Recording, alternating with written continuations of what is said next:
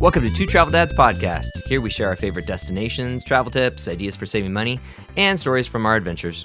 Be sure to check out our show notes at twotraveldads.com/podcast-episodes. Hey, welcome to Two Travel Dads Podcast. I'm Rob. I'm Chris. And today we're going to talk about visiting Maine, but specifically visiting Maine in wintertime because it seems like it would be kind of a crazy idea because it's up in the northeast, right off the Atlantic Ocean, going to be windy and crazy, but it's actually kind of amazing. It's pretty beautiful. Yeah. I mean, especially if you want like a winter wonderland. Yeah. No, it's the perfect combo of winter wonderland and lighthouses. So, and we've got a couple different podcast episodes about Maine, and specifically winter in Maine. So be sure to check out other recordings as well to get the full scoop. But today what we're going to talk about is kind of what to expect and the experience of being, okay, we live in Florida where, you know, it's February and it's 85 degrees out. Yeah, we don't get snow. Yeah, we don't get snow. So we moved here because we wanted to be away from the cold weather. Exactly. So going up to Maine where winter, I mean, the other day it was 9 degrees. Being up there in winter for us is just kind of a crazy concept because it's such a different world than what we have every day. So we're going to talk about the experience and what we expected, what it was actually like, as well as... Well, I don't know. We can talk about food because I think Maine's also known for some type of crustacean. We will talk about that a little bit too. So anyways. Everybody knows I like the food. I know. So I talk about the food. I know. So let's just start with, first off, that was your first trip to Maine ever. It was my first trip. So what did you expect of the state in general? At that time of year? No, just in general. Like, were you expecting it to be as developed as it was? Were you expecting it to be all tiny little coastal everything, including Portland? Oh, no. I expected to see lighthouses, which I did, and I saw several. And I expected it to be smaller cities. What I didn't expect was it reminded me a lot like home back in Washington. It was really still green, and you had some mountains, and it just gave this vibe of being back in Washington, which is kind of cool. But I will say for that time of year, I actually expected more snow. So I was slightly disappointed, because the kids were really looking forward to playing in the snow. There was no fresh snow while we were there, except for like one day. We had that one day, and there was a nice dusting. It was a dusting. And it made it magical because the kids then got to walk out on our deck, and there was fresh snow, and that was thrilling, snow in the pajamas. Yeah. So, yeah, you're right. It's so much like the Pacific Northwest, and specifically Port Townsend, where you grew up. Yeah. Or La Conner. It's a peninsula with just water all around it, and the beautiful rocky seashore. Yeah. I think that is an accurate assessment. That it's very similar. And as far as weather goes, whether it's summer or spring or fall, I feel like Maine's weather is very similar to Washington State. The only big difference is when you get to winter. Snow. Yeah. And they do get so much snow. And like the week before we were there on this most recent visit, it actually, the big cold snap that swept across the U.S., when it hit Maine, it got to 40 below, which... that is not something that happens in Washington State. So neither of us has ever experienced anything even remotely like that. And I'm glad we weren't there for it. Oh my gosh. I was ready to cancel our trip if it continued beyond that little 3-day period. But yeah, so that's something hugely different about Maine is that it can get those absolutely bonkers drops in temperature. It's right there coming off the Arctic Circle. Yeah, it gets those nor'easters, it gets blizzards, it gets extreme weather. Gets bomb cyclones. Yeah, those are new as of what, like 2020? I don't know. It's a new weather phenomenon they've chosen to name. Anyways, though, so keeps weather fun, that's for sure. It surprised you, it sounds like. And then as far as, the actual snow element of it, you're right. I was totally hoping we would have a lot more fresh snow. And I think that's actually what surprised me. Was that it's not like in winter, it is not just all the time covered in snow. No, I mean, there was snow, but it's that aged snow, right? Where it snowed and then it's kind of melted and it's got a hard crust on top. And it was still really cold. I mean, there were frozen ponds everywhere. So I think that was also pretty interesting. It reminded me of like some of those really cool puzzles that you see that's like in Winter Wonderland with like a frozen like pond or lake. Yeah. So the kids thought that was pretty cool looking at and then seeing those frozen bodies of water. Yeah. Maine is like a big Grandma Moses painting. Yeah. So then that definitely, I think you captured what Maine's like in winter. Frozen ponds. That's Frozen ponds. Frozen inlets. Mm-hmm. Yeah. So even if there's not snow, you still got frozen stuff. But all the roads still completely navigable. Like that's where I was going next too. Okay, yeah. Like you see plows like everywhere on the street, but also I'm like, stay out of the way. It looks like they're much bigger than they are, like driving down the road. But they definitely understand how to maintain the roads, obviously, right during the winter. So it's pretty easy to drive around. Again, it's funny because growing up in Washington State and then going someplace that is meant for winter, like Maine, it's crazy how differently they handle it. Like life goes on. You get a good freeze or a little bit of snow in Washington, and like Seattle, like the world just shuts down. Nobody has snowplows. And Spokane manages it better than Seattle, I think. Oh, I'm sure they do, but I have not been to Spokane in the snow, and I don't intend to. No, I just think they have as much as Maine. It's a little bit different. Yeah, but so it's kind of crazy because coming off of a big, huge Arctic blast, Maine was still like fully functional. Yeah, so I was thankful though that we had our car had all-wheel drive, so I think that's still important if you're traveling during that time of year. Yeah, and getting a rental car to make sure you've got something that has 4-wheel drive or all-wheel drive just in case. Especially because I mean, two of the places that we went to quite a few different lighthouses, and 2 of them were at the end of a 1 to 3 mile gravel road, mud road, right? So that was the other thing. A hilly mud road. Hilly mud road, but is that there are actually a lot of dirt roads in Maine. Yeah, a lot of dirt roads, and I guess with the the weather and the constant snow and snow melt and snow and freeze, it kind of ruins the roads a little bit. But it was super muddy. It was like we're in a mud soup road. Yeah, but to the most beautiful lighthouse though. Still though, the transportation department manages and maintains it better than you might expect, which is delightful. It makes it so that visiting Minter, that's what we'll call it now. Visiting Maine in winter is not out of the question because they know what to do. So let's chat a little bit about food also, because I know you like food. And I love it. Yeah, and it's no point of traveling. I think there's a part of culture. No, I agree. I totally agree. And Maine has its own different sorts of food, I guess you could say, or things that they're known for. Oh, like Moxie? Because that was a fun discovery. Tell us about Moxie. What's Moxie? I remember seeing it on, I think it was a Sunday morning episode or something, talking about Moxie. And it's a soda.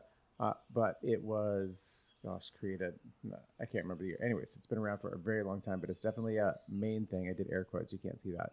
But it's definitely a Maine thing. And it was initially created as like a digestive. And what is a digestive? It's something that just helps you digest your food. And like if you've got tummy problems, you might want to have a Moxie. But their branding is super cool. Their logo, it's like comes in this orange can, and it's got this old like outline of this guy. It's like blue, and he's like passing you like this Moxie, and it's a pretty cool vintage logo. But the soda, I remember actually, I was trying to think of like I could place it somewhere. I couldn't think of what it was, and I remember being a kid and going to this place called Yakima Fruit Market. Oh yeah, yeah. It's over in Bothell in Washington State, and they always had this funny case of weird soda, like Big Red and stuff like that. And I remember seeing Moxie there once and being like, "What is that?" Yeah, I never got it because I always had Big Red soda. Big Red. That's funny. But yeah, I guess it was created in 1876, and I kind of thought that it had ginger in it. But it wasn't ginger. It's something else. Gosh, what was it called? Gingine or ginger something. Yeah, we'll put it in the show notes. Yeah, put it in the show notes because it definitely had a unique flavor. I didn't love it, but I didn't hate it. I finished the whole can. It was kind of, and the kids also enjoyed it. So it was a little savory, but savory soda. I would buy it again. Yeah. Good times. Yeah. So Moxie soda, that's definitely a Maine thing. Before I forget, needhams. Oh, a needham. Needham. Those are that's another also Maine thing. Maine thing. And you look at them, it's just like these big square chocolate candies. But I was like, what is a needham? And we were at some farm market, and I was talking to one of the ladies, and I asked her what a needham was. It's definitely a main thing. It's like coconut and potato starch that's kind of mixed together to create basically kind of like a mounds or a bounty, if you're familiar with a Oh, bounty. I love bounties. Those are amazing. Bounties are mounds, but with milk chocolate instead of dark chocolate. Exactly. So good. And you can only get them in Canada, I think, unless you have them imported here. Yeah, that's true. Needhams, they're delicious. And but I was asking the lady, I was like, should I get this brand of Needhams or those ones that I see over there? And anyways, she's like, they all taste the same. I was like, okay. But they were delicious.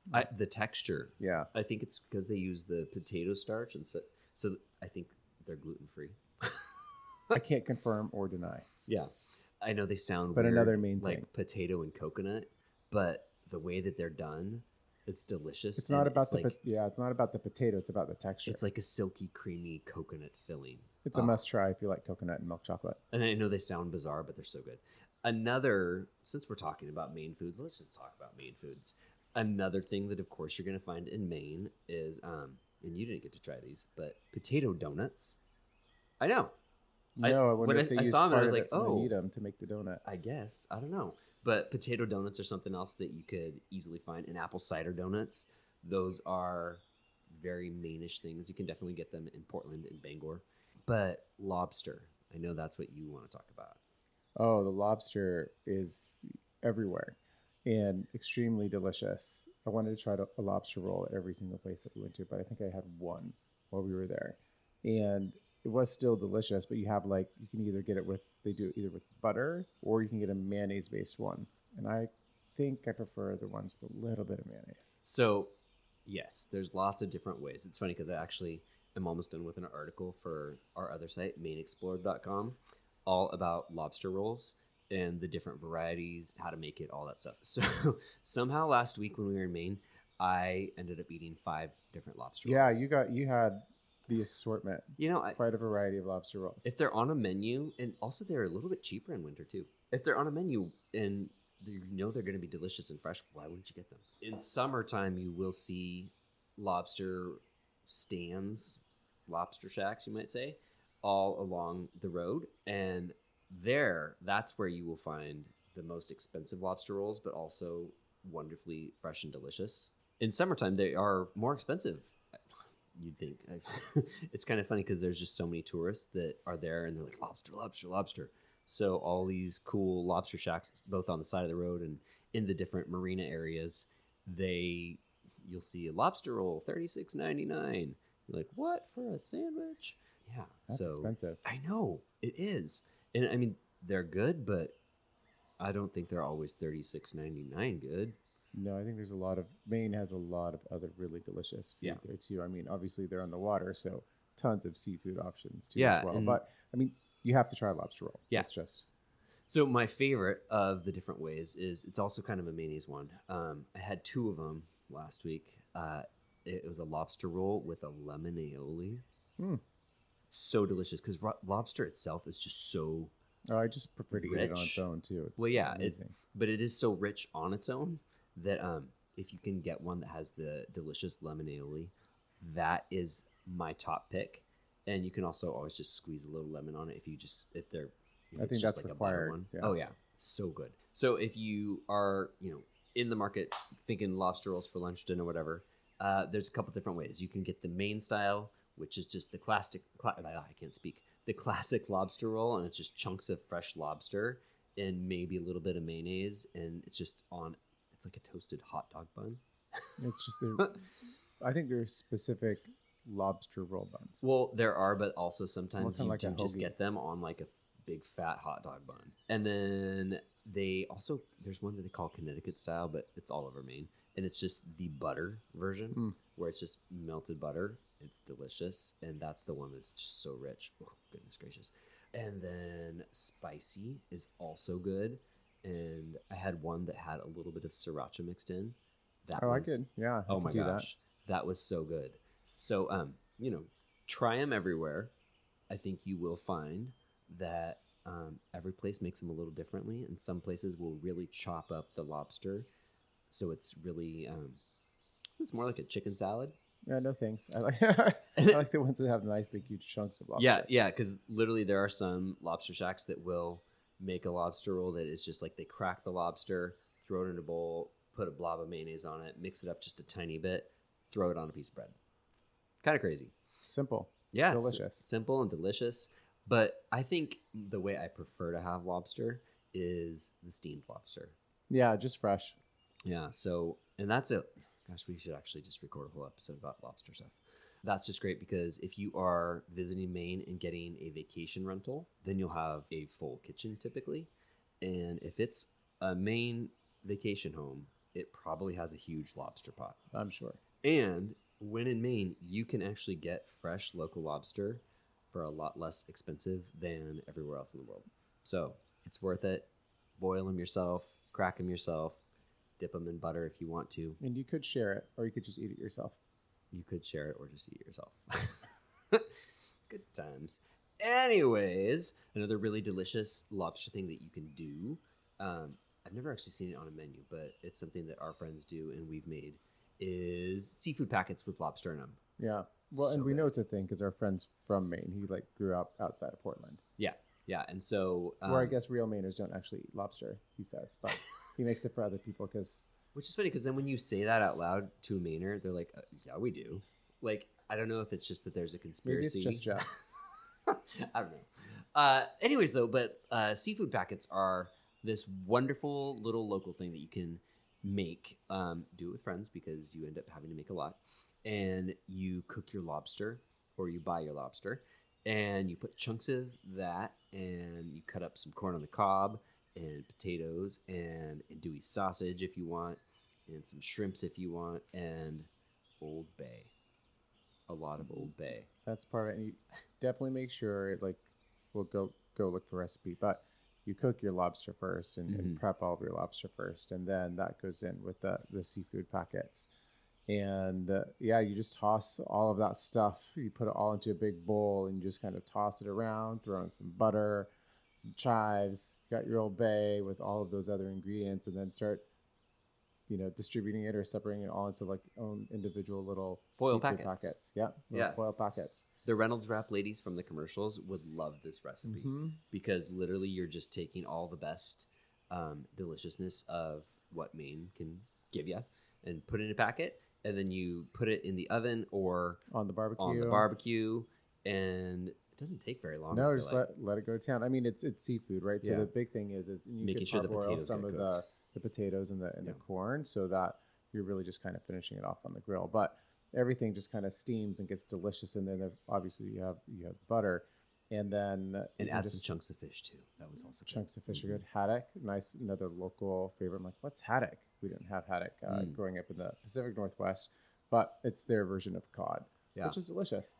And Really that's good a great fish and segue chip. to talking about haddock too. Sure. I've eaten so much haddock in Maine. Haddock wraps, haddock burgers, fried haddock. You'll see it on menus. It's like here in Florida, every place has like blackened mahi or fried mahi. Up in Maine, everything is haddock, and it's so good. And smoked haddock too. Haven't had that. I try it it's though. good. Maybe like another fish dip because fish dips over here on the East Coast are just a thing. Everybody loves fish dip. That's true. But yeah, so that's another wonderful seafood thing to seek out when you're in Maine is haddock, and that's not even seasonal. That's a year-round sort of thing. It's a Maine staple. So if you can't find lobster, find haddock, and you will absolutely love it. Another Maine deliciousness that we have to talk about is whoopie pies. Whoopie pies. I've seen them before, but not as frequent as I did in Maine. It was kind of interesting. So is that also a Maine thing? I think the specific way that they are made in Maine is different because I mean I've had whoopie pies in California and Washington and Alabama and Wisconsin. Like I've had them all over the place, but I think that the Maine style of doing it's almost like a cupcake top.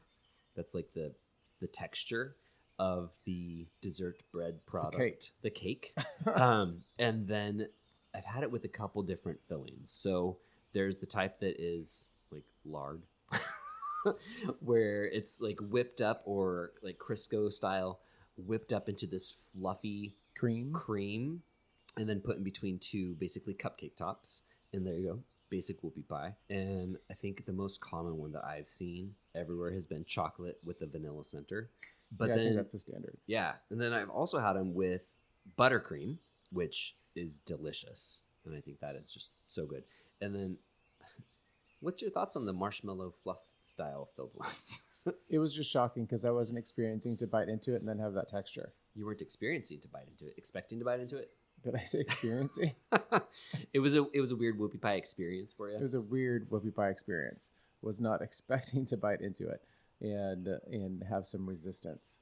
Yeah, resistance. That's a good way to put it. Yeah. Well, because like with some of them, the cake portion is so soft. It's soft, and then you get into the creamy part, and so it's just there's no resistance. It's just like a smooth experience. But that other one that I had that had the marshmallow inside, it threw me off. Yeah. So each baker has their own jam, their own way that they do it. So I think that of all of the ones we had, so I think, gosh, on this last trip in total we purchased 9 whoopie pies. That's crazy. Well, they're good and delicious and easy to eat and take with you. Yeah, especially the small ones. Yeah. I think my favorite though was definitely the maple whoopie pie. It was the maple from Wicked Whoopies in Freeport. That was the best. That was pie. the absolute. And that was winner. like the last one that we ate. We didn't eat until we actually got home. I know. We brought it home and discovered that it was the best. Had I known, I would have grabbed a couple more. It would have gotten a whole box of them. Oh well. Next time. And then I'd say the second though was that orange creamsicle one that you had. You like that? That was good. I wasn't expecting to because it was bright orange, but it reminded me of what I used to eat as a kid. Bright orange. The orange Hostess cupcakes is what it reminded me of, and I loved those as a kid. Yeah. Well, it's funny. So there's a spot here, I don't know, maybe an hour away out by Silver Springs State Park in Central Florida, or in like the Ocala area, and they've got a huge sign that says Whoopie Pies. We've never been there. We've never been, and I think we should go and see what the Florida version of a Whoopie Pie is like. I bet it's interesting. I'm sure it I is. bet it's key lime. Good times. Let's hope. Anyways, though, I wanted to talk a little bit about blueberries. I know that sounds Blueberries. kind of weird. Yeah. We saw a ton of blueberry fields. I didn't eat any blueberries while we were there. I know. Did you? Yes. And you actually did too. Where was it? I got those weird chocolate blueberries. You got the chocolate covered blueberries that made the car smell funny. I know, but they were actually kind of delicious, and I still have more of them. Mm. But in the summertime, when you're in Maine, there are places where you can go, and literally wild blueberries are everywhere. It's kind of amazing, and you can just go up there and act like you're a bear and walk through the fields and pick blueberries. So there's this one spot in Camden that is just kind of beautiful and amazing. And you can hike up, and as you hike up the mountain, when you get to the top, it is just blueberry fields and people eating them. That's cool. I know. So as you're driving, especially in southern Maine, you'll find lots and lots of different blueberry farms, and you pick opportunities. So I bet you can probably find like a ton of like at that time like blueberry muffins, maybe some homemade blueberry jam or some type of fruit spread. I bet you can get a blueberry potato donut. Probably, or a whoopie pie. I think a blueberry whoopie pie would be delicious. Anyways, though, I just wanted to call that out as something to look for when you're in Maine, because blueberries are so copious that in summer months specifically, everything has blueberry goodness. So that's kind of everything you need to know about visiting winter in Maine, or visiting winter in Maine. Why do I keep saying that? I don't know. Visiting Maine in winter. That's what we're talking about. Minter. Minter. Visiting Maine in winter. It's pretty amazing. There's so fewer people that are there. It's just great. It's kind of a tourist dream because you can go to famous sites like famous lighthouses like the Portland Head, or we enjoyed walking out to the Rockland Breakwater, and there's nobody out there. It's no, because it was like -2 degrees, wind chill. Yeah, it was freezing cold. So it's cold, but it's beautiful, and there aren't people. And there was nobody there. So that's my purpose there, is just saying that visit Maine in the off season. You will be able to eat your way around the state without crowds. Have fun. It's cold. Pack appropriately. Oh yeah, just layers. Have some layers. And then stay tuned, because we are going to get into places to stay and talk about our road trip through Portland and MidCoast Maine in the wintertime. And yeah, we've got lots to share. So stay tuned. Check back in. And don't forget to subscribe if you're not already, and we'll talk to you later. All right, talk to you later. Two Travel Dads podcast is written by Rob and Chris Taylor and produced by Rob Taylor in Suquamish, Washington. If you would like to be on Two Travel Dads podcast or sponsor it, please visit us at twotraveldads.com/work.